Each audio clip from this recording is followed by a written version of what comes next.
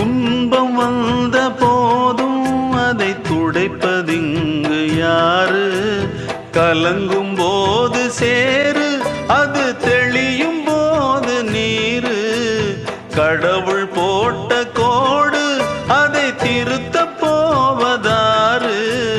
வெந்த புண்ணும் ஆறிடுமா? வேதனை தான் தீர்ந்திடுமா? விண்ணுக்கும் மண்ணுக்கும் சம்பந்தம் உண்டுன்னு சொன்னது யாரு? அது மன்னவன் பேரு. அந்த வானத்தை போல மனம் படைச்ச மன்னவனே, பனி துளிய போல குணம் படைச்ச தென்னவனே. மஞ்சளிலே ஒரு நூலெடுத்து விண்ணுக்கும் மண்ணுக்கும் சம்பந்தம்